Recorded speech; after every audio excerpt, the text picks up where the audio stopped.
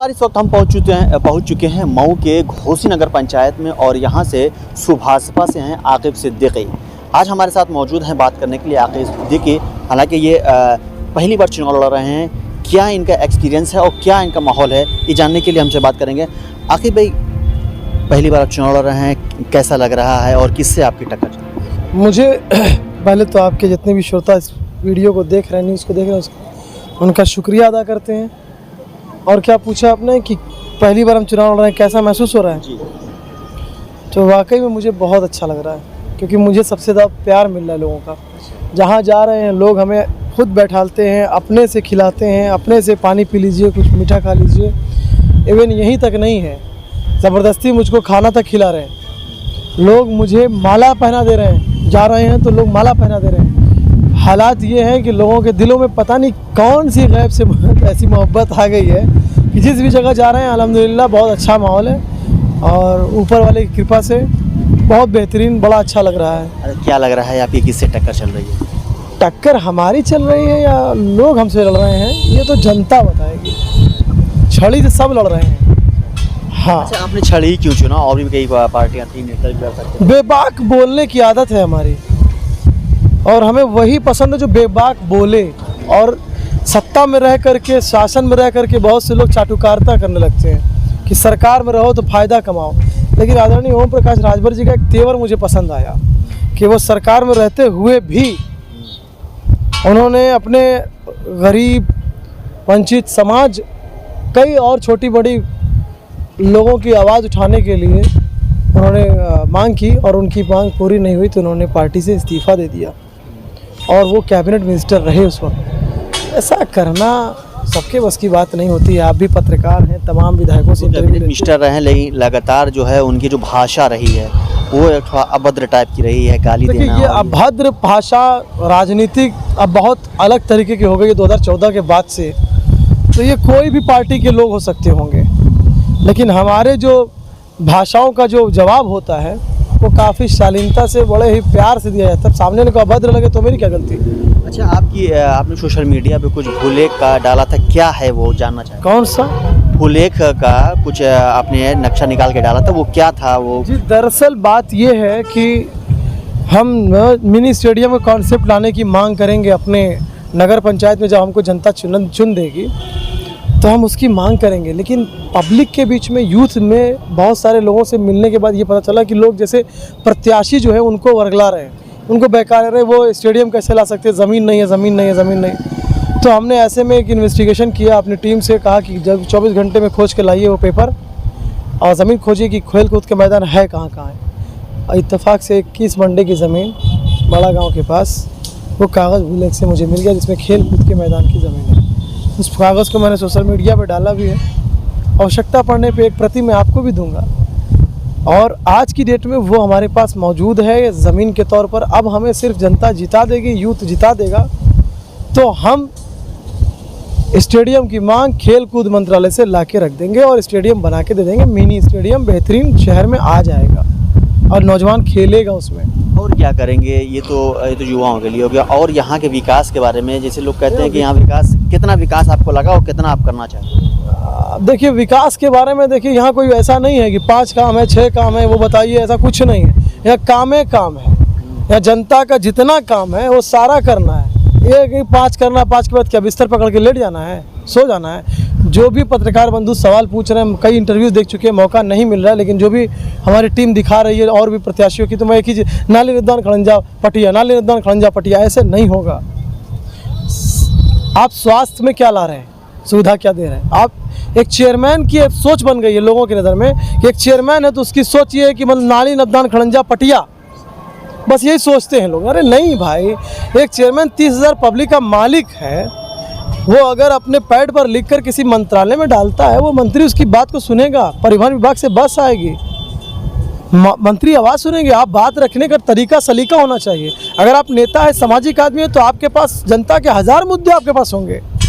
अरे बिजली बिल की समस्या है, बिजली बिल की समस्या, कटौती खत्म हुई चलो ठीक, लेकिन उसके बाद बिजली की जो बिल है उसका रेशियो कभी घट जाता है, कभी बढ़ जाता है, कभी घट जाता है, कभी बढ़ जाता है, कभी फॉल्ट हो जाता है, कभी ठीक हो जाता है। इस तरह से बहुत सारे फॉल्ट्स आते रहते हैं। तो उनके लिए एक कॉल सेंटर बनना चाहिए टोनरिया में कि वृद्धा विधवा पेंशन से लेकर के राशन कार्ड, आधार कार्ड, पैन कार्ड से लेकर के कोई भी समस्या जनता हमारी घर में हो और वहाँ से फ़ोन करे तो कम से कम कॉल सेंटर जो जस्ट हेल्पलाइन सेंटर जो टोनरिया में खुले वो तुरंत निस्तारण कर सके उसका। ये जनता आप ही पे भरोसा क्यों करे? बिल्कुल करेगी, इसलिए करेगी, नौजवान चेहरा है, नया चेहरा है। हमने 10 साल से जनता के बीच में समाज सेवा किया है। चुनाव जीते और हारे, ये जो तो जितने लड़ रहे हैं ना चुनाव प्रत्याशी, ये सारे बिजनेसमैन हैं। कोई कुछ बिजनेस करता है, कोई कुछ बिजनेस करता है। हम एक समाज सेवी हैं, हमारा नेतागिरी ही काम है, समाज की सेवा ही काम है। तो ऐसे लोग जो समाज के बीच में रहते हैं, जो लोगों को जोड़े रखते हैं, तमाम लोगों को जोड़ करके उनकी सेवा में लगे रहते हैं, ऐसे लोगों को जनता चुनने जा रही है और जनता चुनेगी भी। जनता को पता है कि छड़ी निशान मजबूत पड़ गई है। बहुत अच्छे बड़ी बड़ी पार्टियों की चूक सरक गई, इनका का ईटा सरक गया है। वो परेशान, वो लगातार मंत्री कार्यक्रम घोषी में आप देख रहे हो रहे होंगे, वो उसकी परेशानी और इस तरह के कार्यक्रम इस बात का साफ जाहिर करते हैं कि बड़े अच्छे से हम चुनाव लड़ रहे हैं और जनता बड़े मजबूती से मेरे साथ आ रही है। और कहीं ऐसा ना हो कि आखिर तक में 11 तारीख को एक तरफा वोट पड़ जाए। भाई मुझे हराने के लिए कैबिनेट मिनिस्टर का आना हो एक नगर निकाय चुनाव में, तो जाहिर बात है कि हम कितने मजबूत हैं ये जनता जान चुकी है। और ये बात का अभाव तो बड़े पैमाने पर और भी लोगों को हो चुका है। तो हमें हराने के लिए अब कैबिनेट मिनिस्टर जी आ रहे हैं। तो मैं तो निवेदन करूंगा उनसे कि देखिए, जनता के हित के लिए कुछ पैसा लाते, फंड लाते तो और भी अच्छा होता, जनता के हित में कुछ काम हो जाता। ऐसे उनका सम्मान है, हमारी घोषित जनता मेहमान नवाजी बहुत अच्छे से करती है। पर यह है कि जनता जिताएगी, हम ही को इस बात का विश्वास भी हमें है, क्योंकि हम जनता के बीच में समाज सेवा 10 साल से किए हैं। इसका प्रमाण हम आपको नहीं देंगे, जनता हमें और आपको मिल जाएगा जब 11 तारीख को भरमार वोट डालेगी। और कोई सवाल? जनता तो जानती है कि हाँ आप लगातार जो है, आप मैंने भी देखा कि आप लॉकडाउन में जो है लगातार जो है अपनी कार से जो है जान हथेली पे रख के, जहाँ एकदम टॉप पे चल रहा था कोरोना, वहाँ पे आप जनता के बीच जा रहे थे, मास्क सैनिटाइज़र लगातार जो है गल्ले जो है आप बांटते रहे। लेकिन उससे क्या बात नहीं जी, मैं किसी गल्ले राशन की बात नहीं, उसको हटा के बात करूँगा जी। देखिए, बहुत सारी ऐसी चीज़ें हैं जो दवाएँ हैं, वो दवाएं मैंने सिर्फ ये दवाएं बांटने वाली बात पे नहीं सुझाऊंगा। उन दवाओं से मुझे एहसास हुआ कि 40 से 50, 80 के तादाद में लोग घोसी से मऊ जाते हैं दवा लेने के लिए रोज़ाना। उनके लिए बसेस होनी चाहिए। जब दौड़े हैं, ठोकरें खाई हैं, तब पता चला है कि मुझे ये भी करना ज़रूरी है। अच्छा, आप तानी लेके जाते हैं लोग, ऐसे बीम लेके जाते हैं मऊ। यहाँ बुनकर आबादी है बहुत बड़ी तबके की, उनको उनका पैसा रोज़गार के तौर पे बहुत कम मिलता है। उनकी इनकम बचनी चाहिए, उनका रोज़गार में कुछ ऐसा इजाफा कर दूं कि अगर दे ना सकूं तो बचत कर दूं, ताकि उनके पास पैसा बच जाए जेब में। ये हमारी सोच है। तो बस के माध्यम से किराया कम होना चाहिए, तो मुफ्त हो जाए तो बेहतर है। जब आप लॉकडाउन में जब ये सब काम कर रहे थे और लगातार सेवाएं कर रहे थे, क्या उस वक्त आपके ख्याल में था कि नहीं मुझे चुनाव लड़ना है? अरे नहीं, एकदम बिल्कुल पॉइंट वाली बात, आपने मेरे दिल की बात छीन ली। अगर मुझे कसम से बता रहा हूँ चुनाव लड़ने का होता ना, तो मैं अदरी, इंदारा, पूरा घाट, कोपागंज और आपके ये मोहम्मदाबाद, मधुबन, नदवा सराय, कारी साथ हमीदपुर से लगा रघौली, धरौली और ये मनिकापुर नहीं दौड़ते साहब, हसना तसिपा नहीं दौड़ते साहब। एकदम इरादा था ही नहीं, जहाँ से फ़ोन आया, जिसका फ़ोन आया निकल पड़े। मुझे एहसास कब हुआ, जब 12 ऐसा हुआ कि जब एक ऐसा अमाउंट आया था और सरकार के माध्यम से वो टोनरिया के जो चेयरमैन थे वो चाहते थे वो फ़ंड को लोगों को खिदमत में ले सकते थे। वो फ़ंड चला गया, वो फ़ंड चाहते तो जनता के बीच चला गया होता। ऐसे बहुत सारे तरीके थे, बहुत सारे फंड्स थे, चले गए। मुझे एहसास हुआ कि जहाँ अधिकारी के सामने अपनी मांग रखते, जैसे हमको यहाँ पे कैमरे लगवाने हैं, हम परेशान हैं कैमरे लगवाने के, इंटरनेट कनेक्शन फ्री देना चाहते हैं। उस इंटरनेट कनेक्शन फ्री से जो मॉडम से जब कैमरे कनेक्ट होंगे, तो 2013 में 14 में एक हत्या हुई थी वर्मा जी की। हमारे सर्राफा व्यापारी थे, मझवारा मोड़ पे मुनिराज जी एसपी थे। और मेरी फेसबुक आईडी पर आप देखिए कवर फोटो लगी है, मैं बात भी कर रहा हूँ उसमें। मुनिराज जी आए, उसमें मेरी फ़ोटो उसी दिन की है। हत्या हो गई थी और वो मार के भाग गए थे उनको अपराधी। तो आप समझिए, उस वक्त कैमरे से हम लोग खोजते रह गए, शहर में कैमरा नहीं मिला। अगर मिलता तो अपराधी बहुत जल्द पकड़े जाते। तो हमारा वो कस्बे के रहने वाले थे हमारे स्वर्गीय। हमारा ये कहना है, हमारी नज़र में जब ठोकरें मिलती है तो हम उसको सीखते हैं। हमारा इरादा है कि किसी तरह से हम चेयरमैन बने तो हम व्यापारियों को महफूज करें, रोड पे कैमरे लगाएं और इंटरनेट फ्री करेंगे तो इंटरनेट से उसका कनेक्शन देंगे, मोबाइल पे पासवर्ड होगा और घर बैठा व्यापारी अपनी दुकानों को रात बिरात देख सकता है। और सेफ महसूस करेगा। और क्या काम करेंगे जिन जनता आपसे जो है खुश रहे? आपको क्या लगता है जनता को क्या चाहिए और क्या आप दे सकते हैं जनता को? जानते क्या चाहिए? विश्वास चाहिए उसका नेता। क्या आखिर उस पर खरा उतरेगा? 100% उतरे हैं। जनता कह रही है, जनता के बीच में जाइए, पूछिए कि आकिब पे विश्वास करते हैं, क्या खरे उतरेंगे? वो बताएंगी जनता, आपको पूछने की ज़रूरत नहीं पड़ेगी। जनता आपको एहसास करा देगी 11 तारीख को जब एक तरफा वोट पड़ेगा। तो मैं यकीन के साथ कह रहा हूँ कि लोगों को ये जो आए ना, बताए तो कि मेरी टक्कर सीधे दूसरे से हो गई है।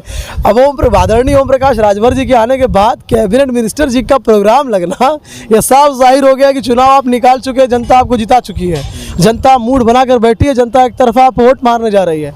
और जनता ये ऐसा आकिब सिद्दीकी का ऐसा चेहरा है मेरे भाई, जो दुर्गा पंडाल से निकले हुए श्रद्धालुओं के लिए रास्ते में ठंडे पानी की और उनके लिए नमकीन की व्यवस्था, मीठे की व्यवस्था करा करके उनको उनके धर्म के हिसाब से उनके सम्मान को ठेस न पहुँचे, उनके रास्तों को दिशा देने का काम करते हैं हम। और समाज में एक सौहार्दपूर्ण माहौल बनाने का काम करते हैं। और हमारे हिंदू भाइयों में भी ये एक सौहार्दपूर्ण माहौल बना घोसी के अंदर कि ताज़िया जाने लगी तो उन लोगों ने भी, बहुत सारे लोग मिलजुल करके बढ़ चढ़ के हिस्सा लिया और ताज़िएदारों को पानी पिलाने का काम किया। ये है घोसी का माहौल और आकिब सिद्दीकी का चेहरा। घोसी की जनता एक पायदान पर आकर सारे समाज के छोटे बड़े लोग मिलकर बड़े पैमाने पर हर बूथ पर बड़े हिस्सेदारी के साथ छड़ी निशान पर वोट डालने जा रहे हैं। ये आपको सबसे बड़ा संदेश है हमारी तरफ से। शुक्रिया। ये थे हमारे साथ आकिब सिद्दीकी, जो कि लगातार जो है हमसे बात कर रहे थे। और देखना ये होगा कि 13 तारीख को इन सब के दावे और वादे कितने देखने को मिलते हैं। फिलहाल हमको दिए इजाज़त। नमस्कार।